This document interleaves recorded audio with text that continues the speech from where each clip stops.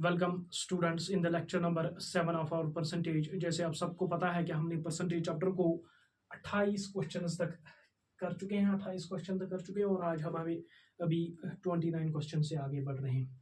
और जो भी 28 क्वेश्चन थे ये बेसिक ऑफ परसेंटेज वाले क्वेश्चन थे। जैसे कि हमने जो टेबल पढ़ाया वो उस पे जो क्वेश्चंस बन रहे हैं वो वाले क्वेश्चंस हमने सॉल्व किए। जो भी इक्वालिटी ऑफ परसेंटेज पे थे वो क्वेश्चंस हमने सॉल्व किए। और आज से हम स्टार्ट कर रहे हैं असली परसेंटेज। आज से मैन परसेंटेज स्टार्ट हो रही है। जो सवाल आपको ज़्यादातर एग्जाम में देखने को मिलेंगे, लैंग्वेज बेस्ड क्वेश्चंस आज हम स्टार्ट कर रहे हैं। और चलते हैं बिना किसी टाइम को ज़ाया किए हुए क्वेश्चन नंबर 29 पर।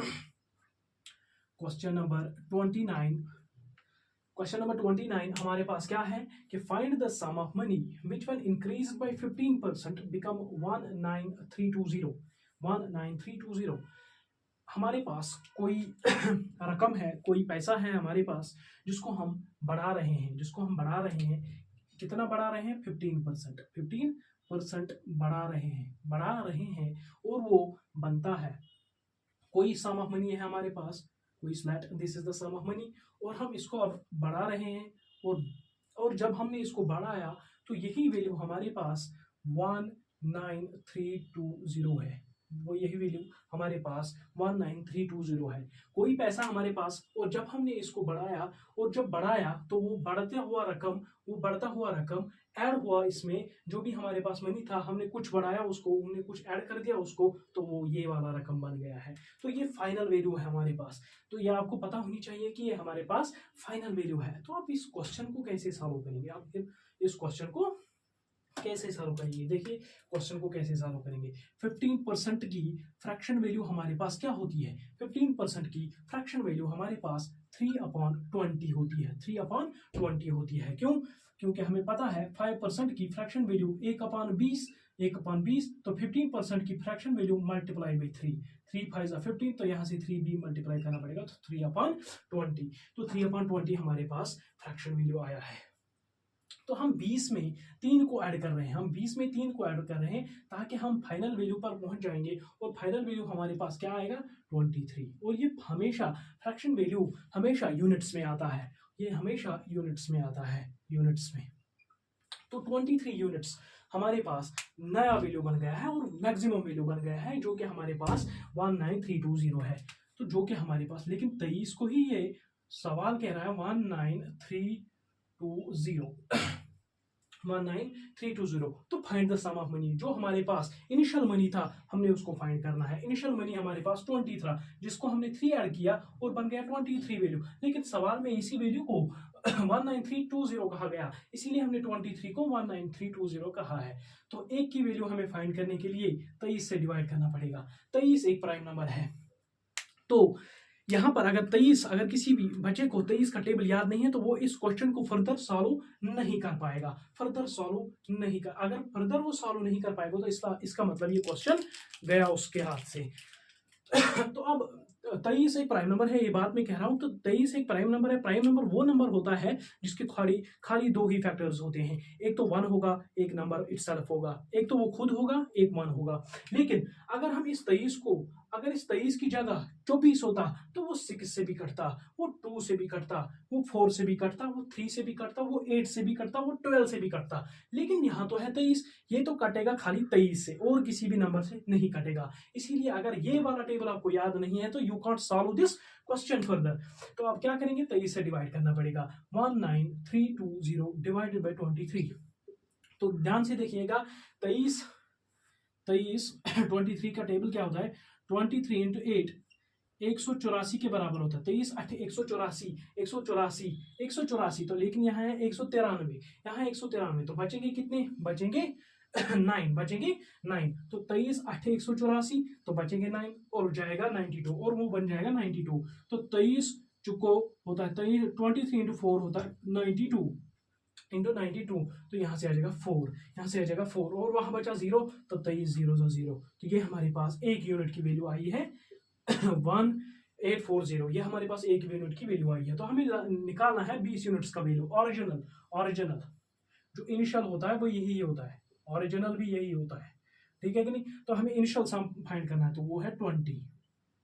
तो 840 इंटू 20, एक यूनिट की ये वैल्यू, तो 20 यूनिट्स की मल्टीप्लाई बाई 20, तो 0 0 2 4 8 2 8 16 16 16800 हमारे पास ऑप्शन में ए पार्ट है, हमारे पास ऑप्शन ए पार्ट है। तो यही ऑप्शन हमारे पास सॉल्यूशन होगा। लेकिन इसका अगर मैं दिखाता हूं एक और तरीका है इसका, वो है यूनिट डिजिट।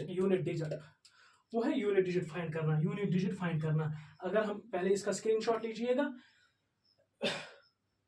तो होप आपने स्क्रीनशॉट उठाया हो। तो अगर किसी बच्चे को 23 का टेबल अब याद नहीं है, तो वो क्या करेगा इस क्वेश्चन में, वो क्या करेगा, इसके लिए भी एक थोड़ी सी मदद हो सकती है। लेकिन अगर यूनिट डिजिट मैच ना हुआ तो इसमें हम कुछ भी नहीं कर सकते। तो 23 यहाँ पर अगर हम एक यूनिट का वैल्यू निकाल सकते हैं, एक यूनिट का वैल्यू निकालना है हमें, तो 23 से डिवाइड करना पड़ेगा। अब यहाँ पे है 3 और यहाँ पे है 2। यूनिट डिजिट्स के बारे में देखो आप यूनिट डिजिट्स को देखो, नॉन जीरो डिजिट को नहीं, इसको देखो, इसको 2 को। चूंकि यूनिट डिजिट हमारे पास ये है 0, लेकिन हम नॉन जीरो डिजिट की बात कर रहे हैं, वो है 2 हमारे पास, और नीचे है 3, इसका यूनिट डिजिट नीचे है 3। अगर हम देखेंगे तो 3 2 को कितनी बार डिवाइड कर सकता है, 2 कितनी बार हो सकता है, तो या तो ये यहाँ पर 4 हो सकता है, 3 4 12, तब भी जाके 2 आता है यूनिट डिजिट में। और कहीं भी आता है क्या, 3 5 15 3 6 18 नहीं आएगा, 3 7 20 बार वहां पे 1 आएगा, 3 8 24 वहां पे 4 आएगा, 3 9 27। तो एकमात्र वैल्यू मतलब लास्ट में 4 जरूर होगा हमारे इस, अगर हमारे पास इंटीजर ऑप्शंस है, डेसिमल ऑप्शंस नहीं है, तो हमें यूनिट डिजिट से जाना पड़ेगा। हमें फिर यूनिट डिजिट से अगर यही नंबर डेसिमल में होता तो हमें पूरा कैलकुलेट करना पड़ता, लेकिन यहाँ पे डेसिमल में नहीं है। मतलब जो 23 है ये ऊपर पूरा कट जाता है, ये ऊपर पूरा मतलब 23 नीचे अब बचेगा नहीं, 23 तो काटेगा ही जरूर, क्योंकि ऊपर जो हमारे पास ऑप्शंस है ये और ये कोई भी डेसिमल में नहीं है। अगर कोई भी डेसिमल में नहीं है, इसका मतलब 23 पूरा इस नंबर को काटता है। अब जब नंबर को काटता है, हम उड़ाएंगे यूनिट डिजिट के मेथड से। यूनिट डिजिट का मेथड यही कहता है कि हम इन दो डिजिट्स को मैच कराएंगे। मैच कैसे कराएंगे कि यहाँ से 2 है, यहाँ से 2 है, यहाँ से 3 है, यहाँ से 2 है, यहाँ से 3 है। अगर हम बात करेंगे ऊपर की 2 है, क्यों यूनिट डिजिट 2 तभी हो सकता है, तभी 4 बार जाएगा, 3 4 12 में ही आता है यूनिट डिजिट 2। और किसी भी टेबल में 3 के टेबल में 2 यूनिट डिजिट आता ही नहीं है। 3 3 9, 3 4 12 खाली मात्र 4 में आता है, 3 5 15 5 आएगा, 3 6 18 8 आएगा, 3 7 21 1 आएगा, 3 8 24 4 आ जाएगा, 3 9 27। तो वहां पर भी किसी भी टेबल में 3 के साथ 2 हमारे पास यूनिट डिजिट नहीं बचता है, तो आएगा 4।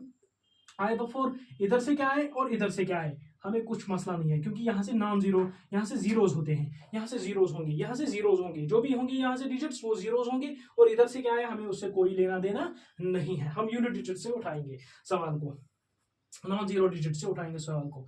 तो कैसे करेंगे, अब हमें निकालना है 20 यूनिट्स का 20 यूनिट्स का मतलब 2 का नॉन जीरो डिजिट है इसका 2, तो 4 2 8, मतलब जो भी हमारे पास ऑप्शन होगा उसका नॉन जीरो डिजिट 8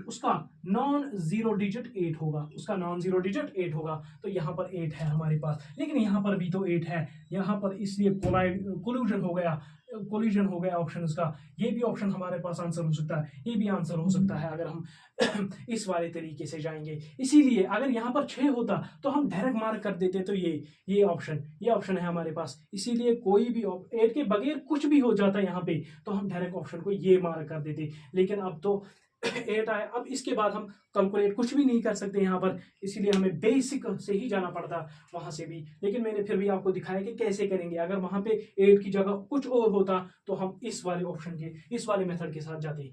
तो चलते हैं क्वेश्चन नंबर 30 की ओर। Hope you understand these tricks very well. तो अब हम चलते हैं क्वेश्चन नंबर 30 की ओर। क्वेश्चन नंबर 30, एक और बेहतरीन क्वेश्चन है हमारे पास। Question number 30, if a positive number, question number 30 की अगर हम बात करेंगे, if a positive number k when multiplied by 30% of itself give us a number. If a positive number k when multiplied by k का 30% ही हम इसको multiply कर रहे हैं, gives us a number which is 170%, 170% more than the number k, number के से 170। अगर मैं बताऊंगा यहाँ पर एक एग्जांपल लेता हूँ कि 170% मोर का मतलब क्या होता है। अगर मैं कहूंगा एक नंबर है हमारे पास 100%, अगर मैं इसे 30% अलाउ लूँ, 30% मोर लूँ, तो उसका क्या मतलब है, 130% वो नंबर होगा। अगर मैं कहूँगा 40%, अगर हमारे पास कोई नंबर 100% है, 40% इस नंबर को अलावा लेते हैं हम, 140%। कोई नंबर हमारे पास 50% अलावा है, इसका मतलब वो होगा 150%। इसी तरीके से अगर हमारे पास कोई नंबर होगा 120% अलावा होगा, तो वो नंबर होगा 220%। 100 पे अलावा 110, 100 पे अलावा 200, 120 तो 220। इसी तरीके से यहाँ पर 170 अलावा है, तो इसका मतलब होगा 270%, 270% ऑफ के। तो के की वैल्यू हमें फाइंड करनी है। तो के से गया, परसेंट से तो परसेंट गया, 0 से 0, 3 9 27, तो के की वैल्यू 9, के की वैल्यू 9। बहुत इजी क्वेश्चन था, दिमाग में ही किया जा सकता था, आपकी कोई भी जरूरत नहीं, लेकिन यहाँ पर ये वाली बात समझाने के लिए हमने इसको लिखा। तो चलते हैं अब हम क्वेश्चन नंबर 31 की ओर। क्वेश्चन नंबर 31 बहुत अच्छा क्वेश्चन है, बहुत अच्छा क्वेश्चन है, लैंग्वेज वाले सवाल हैं ये, तो करना तो पड़ेगा। Question number 31, out of two numbers, question number 31 का answer 31, out of two numbers 20% of the smaller number, 20% दो नंबर में से 20% of smaller, 20% of smaller is equal to smaller number है एस, इसको हमने एस से रिप्रेजेंट किया। 14% ऑफ लार्जर नंबर, तो 14% ऑफ लार्जर नंबर, तो हमें इनका रेशो फाइंड करना पड़ेगा, परसेंट से परसेंट गया, अब 2 7 14, 2 10 20, तो स्मॉलर अपॉन लार्जर, स्मॉलर की वैल्यू 7 और लार्जर की वैल्यू 10, डायरेक्ट वैल्यू है हमारे पास, तो स्मॉलर इज टू लार्जर को हम लिख सकते हैं 7:10, ये है रेशो इनका। If the sum of both the numbers, तो सम कितना है हमारे पास बोथ नंबर्स का, 10 और 7 17 होता है सम, इनका सम हमारे पास इतना आया 17, लेकिन यही सम कह रहा है कि 8942 के बराबर है, तो 17 का ही मान 8942 के बराबर, 8942 के बराबर, 8942 के बराबर। Then what is the value of the larger number, larger number क्या है हमारे पास 10, तो 10 की वैल्यू निकालनी पड़ेगी। 10 की कैसी वैल्यू निकालनी पड़ेगी, पहले एक यूनिट की वैल्यू निकालनी पड़ेगी, एक यूनिट की वैल्यू क्या आ जाएगी, 8942 डिवाइडेड बाय 17, अब 17 से डिवाइड करना पड़ेगा। तो अगर आपको फिर फर्दर मैं ये बात कहता हूं, अगर आप 17 फिर से एक प्राइम नंबर है और एग्जामिनर जानबूझ कर देता है प्राइम नंबर का टेबल, अगर आपके पास 17 का टेबल याद नहीं है, you can't solve this question, you can't go further towards the solution of the question. तो 17 का टेबल याद जरूरी होना चाहिए, 17 5 85, 17 5 85, तो हमारे पास 5 आ गया, तो बचे कितने, बचे 4, 44, तो 17 दूनी 34 होता है, 17 दूनी 34 होता है,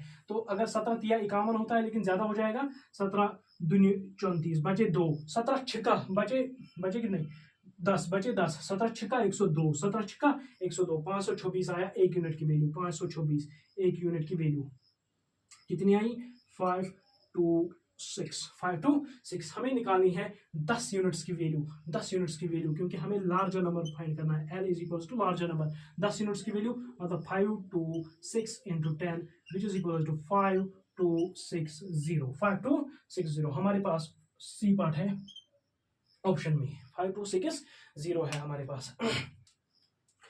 526 एक और बेहतरीन क्वेश्चन था आने वाले एग्जाम में, इसको भी 2 स्टार लिख लीजिए आप, बेहतरीन question, one of the most important questions of our percentage, बेहतरीन क्वेश्चन है। तो चलते हैं क्वेश्चन नंबर 34 की ओर। होप आप इसका स्क्रीनशॉट लीजिए, होप आपको समझ में आया होगा। चलते हैं क्वेश्चन नंबर 32 की ओर।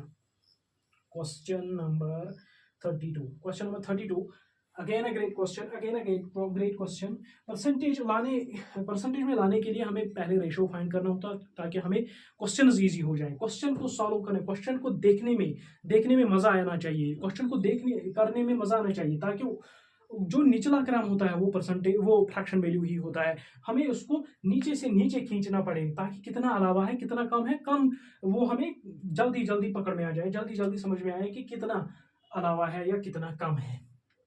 तो अब हम चलते हैं क्वेश्चन नंबर 32 की ओर। तो there are 3 numbers P, Q और R, हमारे पास 3 नंबर्स है, 3 नंबर्स। तो क्या कह रहा है, 30% of P is equals to 15% of Q, तो यहां से भी रेशो फाइंड करेंगे हम। तो P अपॉन क्यू 15 एकम परसेंट से परसेंट 15 एकम 15 15 दूनी 30 तो P अपॉन क्यू की वैल्यू 1/2 P अपॉन क्यू की वैल्यू 1/2 तो इसका मतलब P is to Q is 1:2 ये वाला रेशो फाइंड हुआ हमसे। तो अब हमने दूसरा रेशो फाइंड करना है which is 20% of Q which is 20% of Q, 20% of Q is equals to 10% of R, 10% of R. तो 10 1 10, 10 2 20, तो Q अपॉन R हमारे पास आया 1/2। इसका मतलब है हमारे पास Q is to R 1:2 के बराबर है, 1:2 के बराबर। अब हमने नीचे लाया फ्रैक्शंस को देखा, क्यू की वैल्यू 2 है, क्यू की वैल्यू 1 है, ये तो गलत बात है। अगर क्यू है हमारे पास, कोई एक बंदा है हमारे पास, अगर उसकी हाइट 6 फीट है तो वो दूसरी जगह जाए तो उसकी हाइट क्या कम या बढ़ सकती है? तो उसकी हाइट तो सेम रहेगी, उसका वजन कम या बढ़ सकता है लेकिन उसकी हाइट जो है सेम रहेगी। फॉर एग्जाम्पल अगर हम 1 लाख रुपया है किसी बंदे के पास, अगर उसने किसी ताले में रखा है उनको, तो वो तो ना तो बढ़ेंगे ना तो घटेंगे। इसी तरीके से यहाँ क्यू का वैल्यू यहाँ पर भी सेम होना चाहिए, यहाँ पर भी सेम होना चाहिए। अगर यहाँ पर क्यू की वैल्यू है 2 तो यहाँ पर तो 2 होनी चाहिए, यहाँ पर भी 2 होनी चाहिए। यहाँ पर 2 लाने के लिए हमने मल्टीप्लाई करना पड़ेगा 2 से, मल्टीप्लाई इस होल को मल्टीप्लाई करेंगे 2 से, तो 2 1 2, 2 2 4, 2 2 इस होल को मल्टीप्लाई करना पड़ेगा। चेंज अगर इसको करोगे इसको भी करना पड़ेगा ताकि रेशो हमारा सेम रहे। 1:2 अगेन, 2 1 2, 2 2 4, 1:2 रेशो सेम होना चाहिए, रेशो सेम होना चाहिए। तो यहाँ से 1:2, यहाँ से 2:4 रेशो आया, तो इंप्लाइज दैट तीनों का रेशो कितना आया? P is to Q is to R, P is to Q is to R। कितना रेशो? P का वैल्यू 1, Q का वैल्यू 2 और R की वैल्यू यहाँ पर भी 2, यहाँ पर भी 2, एक ही लेना है। तो यहाँ पे R की वैल्यू 4, यहाँ पर R की वैल्यू 4। अब हम सवाल पे पहुंच गए। By what percent is R more than P? Is R more than P? तो कितना मोर है? 3 अपॉन 1 देन है P के साथ तो अपॉन 1, तो 3/1 which is equals to 3 की परसेंटेज वैल्यू क्या होगी? 300%। तो ये था हमारे पास क्वेश्चन नंबर 32। ये था हमारे पास क्वेश्चन नंबर 32। तो यहाँ पर मैं एक और बात समझाऊंगा आपको। यहाँ पर मैं एक और बात, बड़ी बेहतरीन बात है वो, अगर हम बात करेंगे इस वाले वैल्यू की, यहां से यहां तक जाने के लिए हमें मल्टीप्लाई 4 करना पड़ेगा। इसका मतलब दूसरी जबान में यही है कि यहां से यहां तक जाने के लिए हमें +3 भी करना पड़ता है। या तो हम मल्टीप्लाई 4 करें या तो +3 करें, या तो +3 करेंगे। अगर मल्टीप्लाई 4 हमने किया या तो +3 करना पड़ेगा, ठीक है कि नहीं? अगर हम मल्टीप्लाई 4 कर रहे हैं तो या तो मल्टीप्लाई 4 और +3, क्या ये दोनों एक ही जैसे हैं? अगर मल्टीप्लाई 4 कर रहे हैं हम ये फ्रैक्शन में मल्टीप्लाई 4 कर रहे हैं और +3 कर रहे हैं, तो ये दोनों तो सेम होने चाहिए क्योंकि एक ही वैल्यू पर जा रहे हैं हम जा रहे हैं। फॉर एग्जांपल त्राल से हम जा रहे हैं अवंतीपुरा तक, तो रास्ता तो एक ही होगा ना, या तो मल्टीप्लाई 4 करेंगे या तो +3 करेंगे। तो इसका मतलब मल्टीप्लाई 4 का ही मतलब +3, यहां से अगर हम देखेंगे मल्टीप्लाई 2 का ही मतलब +1, मल्टीप्लाई 2 का ही मतलब +1 कर रहे हैं हम, मल्टीप्लाई 2 का ही मतलब हम +1 कर रहे हैं यहाँ पे फ्रैक्शन वैल्यूज में। तो जब भी आपको दिखेगा कि मल्टीप्लाई 4 हो रहा है, इसका मतलब +3 हो रहा है। जब भी आपको दिखेगा मल्टीप्लाई 5 हो रहा है, इससे एक कम +4 हो जाएगा। मल्टीप्लाई 6 हो जाएगा, इससे एक कम +5 हो जाएगा। तो ये वाली ज़हन नशीन बात है, आप डायरेक्ट आंसर निकाल सकते हो यहाँ वाले इस वाले मेथड से डायरेक्ट आप आंसर निकाल सकते हो, क्योंकि +3 हुआ 1 के ऊपर तो 300% हमारे पास आंसर आ जाएगा। तो इस वाले मेथड से आप डायरेक्ट कैलकुलेट कर सकते हो। मल्टीप्लाई 4 इसका मतलब +3, मल्टीप्लाई 5 इसका मतलब +4, मल्टीप्लाई 10, मल्टीप्लाई अगर हम 10 करेंगे इसका मतलब +9, मल्टीप्लाई 200 यहाँ पर नहीं लिखेंगे, सवाल आपका खराब हो जाएगा। मल्टीप्लाई 204 इसका मतलब +203 हम कर रहे हैं। बात समझ में आ रही है? तो चलते हैं हम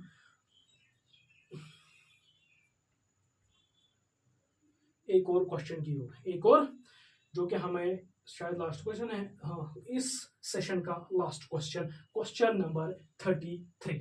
एक बेहतरीन क्वेश्चन, लैंग्वेज बेस्ड क्वेश्चन, बढ़िया हमने इसमें लैंग्वेज रखी है इस क्वेश्चन में। इसको सॉल्व करेंगे।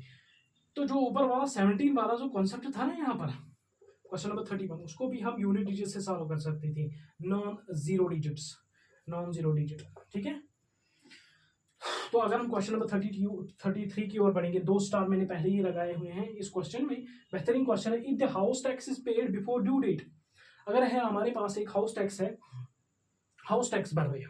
फॉर एग्जाम्पल हम बात करेंगे किसी डेस्टिनेशन की, किसी एक खास जगह की, फॉर एग्जांपल पहलगाम की बात करेंगे। अगर वहां पर एक होटल है हमारे पास, उसके ऊपर होटल पे के ऊपर जो टैक्स आता है, उस टैक्स को भरने जाता है कोई आदमी, लेकिन उस जो हमारे पास ये एक होटल है, इस पे टैक्स जो आया हुआ है, मैं समझा रहा हूँ डीप, इसकी मीनिंग को समझना, क्योंकि ये लैंग्वेज वाला क्वेश्चन है। इसको टैक्स भरना है। अब टैक्स तो भरना है 100%, इसको 100%।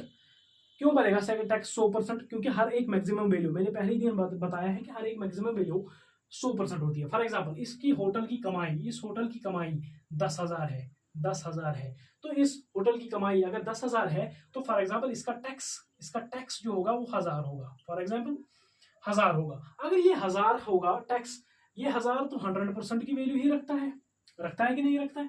अब ये 1,000 100% की वैल्यू रखता है, हमेशा रखता है, क्योंकि हम खाली टैक्स की बात करें, इनकम की बात नहीं कर रहे हैं। हम इस इनकम की बात नहीं कर रहे हैं, हमारे पास इनकम, इस होटल की इनकम इतनी है, लेकिन टैक्स की बात करेंगे तो टैक्स पर 100% होगा, टैक्स 100% होगा हमारे पास। लेकिन अगर हम बात करेंगे रेट ऑफ टैक्स की, वो 10% है, वो 10% है, क्योंकि रेट ऑफ टैक्स इज 10%। हम 1,000 दे रहे हैं 10,000 पर, तो उसका मतलब है 10% रेट है, टैक्स की रेट 10% है। लेकिन अगर यहाँ पर देखेंगे जो टैक्स है हमारे पास, टैक्स हमेशा 100% होगा, क्योंकि यहाँ खाली बात टैक्स की गई है, ना कि इनकम की गई है। ये पहली बात है इस क्वेश्चन को समझने के लिए। तो अगर हमारे पास एक हाउस है जिसको क्या हुआ है, अगर हम उस हाउस का जो टैक्स है, ड्यू डेट, जो लास्ट डेट है हमारे पास, ड्यू डेट होता है लास्ट डेट, ड्यू डेट का मतलब होता है लास्ट डेट। अगर लास्ट डेट से पहले हम भरेंगे उस टैक्स को, तो हमें कुछ रिडक्शन मिल रहा है,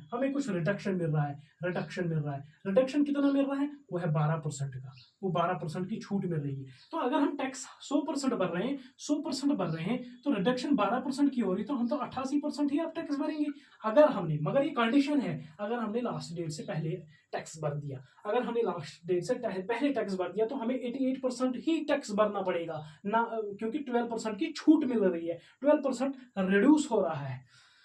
तो लेकिन एक आदमी गया टैक्स भरने, अगर इसकी लास्ट डेट फॉर एग्जांपल 20 थी, 20th ऑफ अगस्त, वो तो ड्यू डेट से पहले, इस 20 तारीख से पहले ही गया। अब जब 20 तारीख पहले से ही गया, तो उसका क्या हो गया अमाउंट, तो बराबर on the amount of bill by paying the tax before the due date a person got a reduction of 2100। लेकिन जब वो वहां पर गया, उसको मिला है 2100 की रिडक्शन, उसको मिली है 2100 की रिडक्शन। अब बंदे को तो मिलना चाहिए था 12%, लेकिन मिल गया 2100। इसका मतलब है, कहीं ना कहीं इसका मतलब है 12% ही बराबर 2100 के बराबर होगा, 12% ही 2100 के बराबर है हमारे पास, 12% ही 2100 के बराबर है। The amount of tax paid was, अब बताना है हमें, जो अमाउंट था हमारे पास, जो टैक्स था हमारे पास, वो कितना भरना था हमने, 88% की वैल्यू निकालनी है, 88% की वैल्यू निकालनी है। तो ये कहानी थी पूरी इस क्वेश्चन की। इसकी लैंग्वेज बड़ी तगड़ी थी, तो इसलिए मैंने क्वेश्चन लिया, क्योंकि लैंग्वेज वाला क्वेश्चन बहुत अच्छा क्वेश्चन है। अभी हमने वैल्यू नहीं निकाली है, अभी हमने समझाया खाली। तो अब हम क्वेश्चन की ओर बढ़ते हैं, क्वेश्चन नंबर 33। अब हम बढ़ते हैं क्वेश्चन की ओर। ये था समझाना, ये था लैंग्वेज क्वेश्चन की। तो हमारे पास क्या था क्वेश्चन नंबर 33, जो पहले हमने 12% रिडक्शन देना था एक बंदे को, उसी को मिली है 2100 की रिडक्शन, उसी को मिली है, इसका मतलब 12% की 2100। तो हमें निकालनी है वैल्यू 88% की, क्या हम 12% से डायरेक्ट 88% पे जा सकते हैं? हाँ जा सकते हैं। कैसे जा सकते हैं? हमें पता है 12 में छुपा था 4, तो अगर हम 4% की वैल्यू निकालेंगे, 4% की वैल्यू, इसका मतलब 3 से हमने डिवाइड किया, तो यहाँ से भी 3 से डिवाइड करना पड़ेगा। 700 हो गया 700। अगर हम 88 पे जंप करना चाहेंगे, अब हम 4 को 22 से मल्टीप्लाई करना पड़ेगा, 2 to 22 से मल्टीप्लाई करना पड़ेगा, तो इसको भी 22 से मल्टीप्लाई करना पड़ेगा। तो 700 इंटू 22, 700 इंटू 22, 0 0, 7 टू 14, 7 टू 14 आ गई 50, 15400 हमारे पास करेक्ट सोल्यूशन।